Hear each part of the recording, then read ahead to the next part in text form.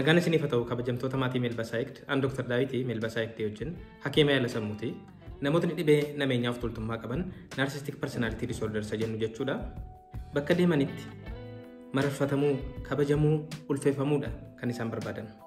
Keessumaa keessatti bakka bareedinaa fi beekumsaa irratti caalamanii argamuun barbaadan. Namni beekumsaan bareedinaan isaan caalee argamuun isaan biratti yaadamu. Kanaaf bakka dorgommiin isaan mudateetti yookaan dorgommiin na mudateera jedhanii bakka yaadan maratti amaloota garaagaraa yaadota garaagaraa agarsiisuudhaan kan beekan caalaa kan bareedan caalaa beekanii bareedanii argamuu barbaadu. Egaa sagantaa irraatiin bakka beekumsaa qofa irratti xiyyeeffachuudhaan akka isaan itti beekaa of fakkeessanii of mul'isuu barbaadan beekaadha jedhamuudhaaf wantoota isaan godhan irratti xiyyeeffachuudhaan mari'anna. Maree keenya kana keessatti namootni dhibee nameenyaa of tultummaa qaban yookaan narcissistic personality disorder qaban beekaa fakkaachuudhaaf kan beekan caalaa hayyuu fakkaachuudhaaf wantoota isaan godhan keessaa sagaleen isin dhageessisa. Gara wantoota sagalan kanatu naqin namootni Meelbasaayikdiif keessummaa taatan mata duree nuyi kaasnu jaallattan subscribe godhaa. Namoota dhimmitaniif yaadni keenya akka ga'u share godhaa.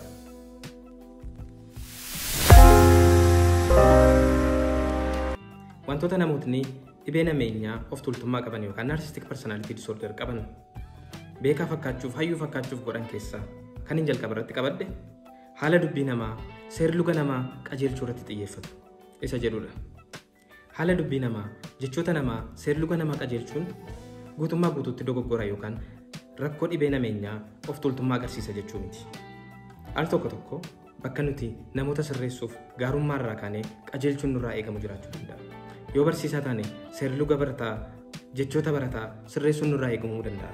Namootni dhibee nameenyaa kana qaban garuu ka'umsi isaan ittiin jechoota namaa seerri luga namaa sirreessan keessatti of guddisuudhaaf keessatti beekaa ta'anii mul'achuudhaaf malee nama sana qajeelchuudhaaf nama sana karaarra buusuudhaaf kan kaayyeeffate miti. Haala barbaachisaa ta'e keessatti qofa miti kan isaan jechoota namaa sirreessan.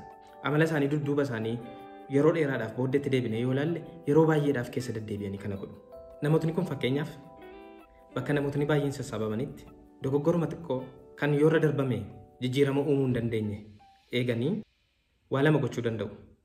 Tokko namoota amma kana gidduutti namicha kana salphisuudhaaf akka inni jecha kana sirreeffatu akka inni durumaa ka'ee jecha kana dogoggoru itti himuu danda'u. Inni lammataa callisuudhaan akka namni kun irra deddeebi'ee jecha kana dogoggoru yaada kana dogoggoru gochuudhaan akka inni namoota gidduutti salphatu yookaan akka inni gadi ilaalamu gochuudhaaf yaaluu danda'u. Kaayyoon isaanii maali? Namichi sun salphatee isaan guddaa ta'anii mul'atu, isaan beekaa ta'anii mul'achuudha. Qabxii lammaffaa irratti kan hin qabadde mata duree yookaan yaadota namootni naannoo isaa jiran irratti hubannaa hin qabne irratti dubbachuu hin dandeenye dubbachuu guddisa. Gaafa namoota gidduu jiran hiriyoota isaanii gidduu ta'uu danda'a, maatii isaanii gidduu ta'uu danda'a. Namootni dhibee nameenyaa of tultummaa qaban mata duree namootni kan biraan hin beekne kan namootni kan biraan irratti hin baranne muuxannoo irratti hin qabne dubbachuudhaan ofii isaaniitii beekaa fakkaachuun namoota sana xiqqeessuu yaalu. Akka tasaa ta'e namoota sana keessa mata duree isaan kaasan irratti namni beekumsa qabu yoo jiraate namni gadi fageenyaa wanta sana beeku yoo yaada isaa kaasuu jalqabe namootni dhibee nameenyaa of tultummaa qaban kun tapha kana keessaa ba'uu jalqabu. Yaada kana keessaa of baasuu jalqabu. Maaliif kaayyoon isaanii jalqabaas namoota sana biratti beekaa ta'anii mul'achuudhaaf malee wanta sana namoota barsiisuudhaaf namootatti agarsiisuudhaaf miti kan isaan ka'aniif. Fakkeenyaaf yoo barataa fudhanne bakka namootni kan biraan hin qayyabanne bakka dhoksaa taate barbaaduudhaan hiriyoota isaa biratti beekaa ta'ee mul'achuudhaaf yaala. Bakka namootni biraan beekne beekuun rakkoo ta'e miti. Barataa kana barnoota averaajiidhaan namootni hundumtuu beekan yoo gaafattan isa irratti immoo beekumsa gahaa ta'e quubsaa ta'e hin qabu barataan kun. Maaliif kaayyoon isaa wanta sana beekuu wanta sana irratti hubannaa qabaachuutu hin ta'in namoota biratti beekaa ta'ee mul'achuudha waan ta'eef. Barattoota hiriyoota isaa biratti nama addaa ta'ee mul'achuudha malee barnoota isaa irratti jabaa ta'ee wanta sana seeraan hubachuu miti kaayyoon isaa. Sadaffaan yaada isaanii irratti garmalee cichu. Yaada ofiitti cichuun ilaalcha mataa ofii qabaachuun wanta jibbamu yookaan wanta dogoggoraa miti. Inumaayyuu wanta mararsiifatamu wanta amala barbaachisaa amala gaariidha. Namootni kun garuu yaada isaanii dogoggora ta'uun ragaadhaan mirkanaa'e illee ragaan qorannaa ragaan namootaa yaadni isaanii dogoggora ta'uu mirkaneesse illee yaada kanatti cichuun falmu. Sababiin isaa yaaduma bor bushaa'uuf jedhu yaaduma bor ragaa kan biraadhaan mirkanaa'uuf deemu wajjiniin wal bira qabamuun isaanii isaan aarsa waan ta'eef waan gadi xiqqaatan waan wallaalan taasisanii of ilaalu as keessatti. Yeroo yaadni isaanii yaada biraadhaan dogoggora ta'uunsaa mirkanaa'aa dhufu namoota naannoo isaanii jiran namoota yaada kana irratti hirmaatan bakka lamatti hiruu jalqabu. Kanaan gara qabxii keenya afuraffaatti deemna. Qabxii keenya afuraffaan namoota yaada isaanii deeggaraniin of marsuu jalqabu. Yaada isaanii yaadaan, ragaadhaan, saayinsiidhaan falmuu gaafa dadhaban namoota isaanii hin gaafanne, namoota yaada isaanii badaas ta'u tolaas ta'u harka rukutaniif barbaadanii isaaniin of marsuu jalqabu. Dinqisiifannaa malee, mararfatamuu malee, kabajamuu malee jiraachuu hin danda'an waan ta'eef namoonni kun namoota akkasiin dhaban of bira. Yaada isaanii ragaadhaan, saayinsiidhaan falmuu waan dadhabaniif namoota kan of bira qabaniitu namoota yaada isaanii irraa adda ta'e qabaate, namoota yaada kan biraa qabaate irratti duuluu yaalu. Qabxii shanaffaan namoota yaada isaanii irraa yaada adda ta'e qabu, namoota yaada isaanii falme irratti duuluu jalqabu. Namootni dhibee nameenyaa of tuultummaa qaban yookaan narcissistic personality disorder qaban namoota yaadni isaanii sirrii miti jedhan yaada fooyya'aa fidanii dhufan of biratti hin jaallatan. Namni kamuu yaadni isaa sirrii ta'uu dhiisuu yoo itti himame hin jaallatu. Namni baay'een garuu yaadni isaa sirrii ta'uu dhiisuu ragaadhaan gaafa mirkanaa'uuf itti hadhaa'us jaallachuu baatus yaada fooyya'aa gaafa argu ragaadhaan gaafa mirkanaa'uuf inuma liqimsa. Isaan kun garuu ragaa meeqaan yoo agarsiifames fudhachuudhaaf fedhii hin qaban. Yeroo kana gaa yaadicha dhiisanii namicha yaadicha fidetti duuluu jalqabu. Maqaa balleessuu, amma lubbuu balleessuu, amma qaama balleessuutti ga'uu danda'u. Yeroo kanaaf egaa namootni isaan faarsan, namootni isaan marsanii jiran, isaaniif harka dha'uu jaallatan faayidaarra oolan. Isaanii duuluudhaaf, isaan irra goruudhaaf, yaada isaanii deeggaranii namoota biraa cabsuudhaaf, arrabsuudhaaf kan qophaa'an.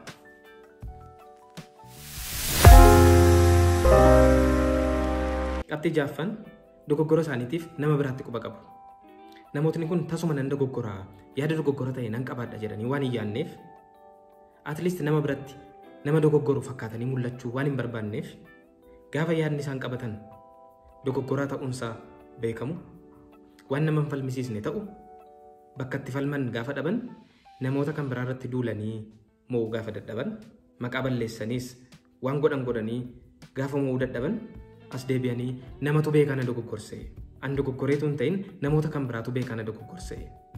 Ragaa sobaa naa kennaniitu, kitaaba sobaa na dubbisiisaniitu malee an dogoggoree miti jechuu jalqabu.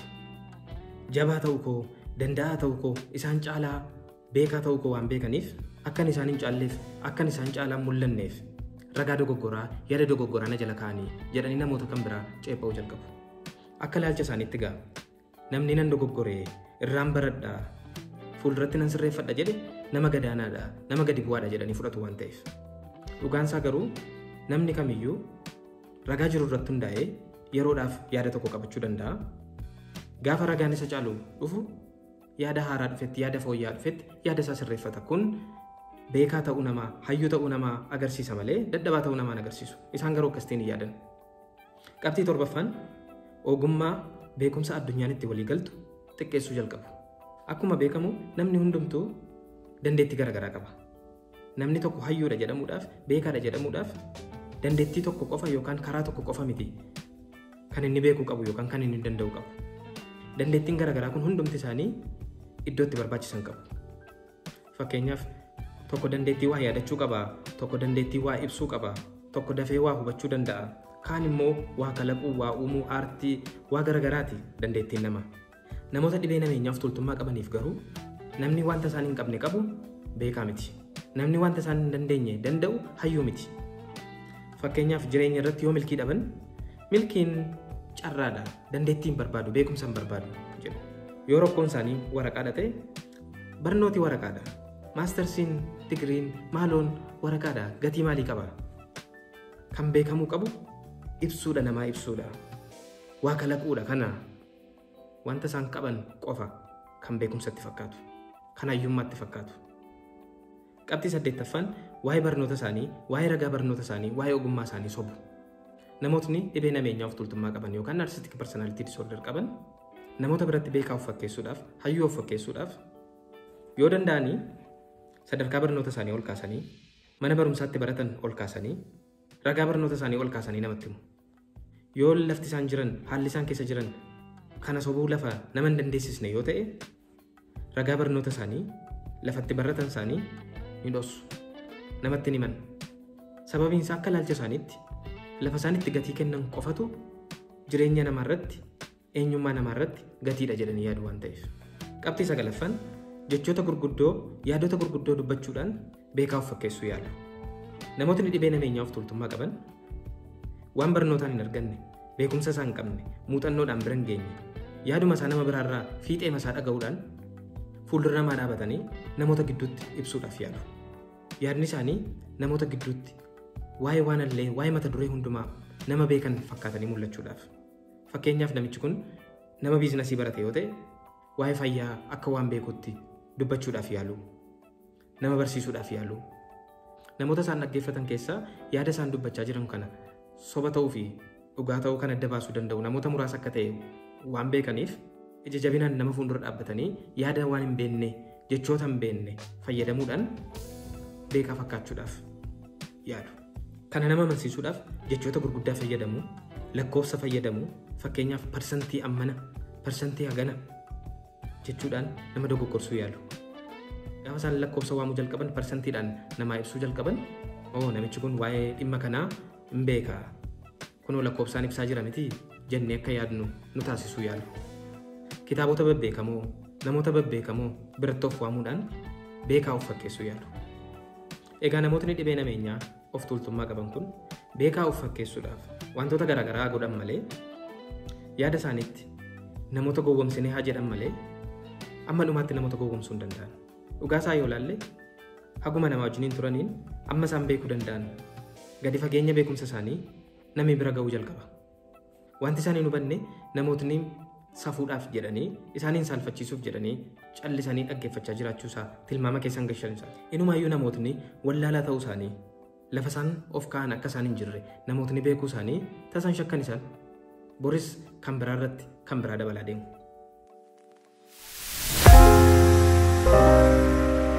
Egaa yeroo namoota akkasii wajjiniin walitti dhuftan deddeebiin amaloota kana irratti argitan namoota kana wajjiniin falmuun fuuldura dhaabachuun badaa faayidaa hin qabu. Wanti guddaan nuyi ofii gochuu dandeenyu oolmaa nuyi ofii ooluun nurra jiraatu namoota kanarraa of fageessuudha. Yoo namoota irraa fagaachuu hin dandeenye ta'e falmii isaanii keessa galuu dhiisuu, isaanii wajjiniin dorgommii beekumsaa keessa seenuu dhiisuudha. Egaa barnoota gaarii akka irraa argattan abdii guddaan qaba. Waan na dhaggeeffattaniif galatoomaa. Yeroo baay'ee waa'een dhibee nameenyaa fi nameenyaa wal qabate haasa'amu yaadota garaagaraatu ka'a. Yaadota wal nama falmisiisan keessaa yaada tokkodha. Kanaaf isinis yaada keessan koomentii jala naa ka'a. Irratti dubbadhaa, irratti wal falmaa. Ammas kanneen meelbaa saayitiif keessummaa taatan sabiskiraayib godhaa. Namoota dhimmitaniifis yaadni kun akka ga'u sheer godhaa. Yeroo biraa sagantaa biraadhaan haga wal arginutti nagaan tura.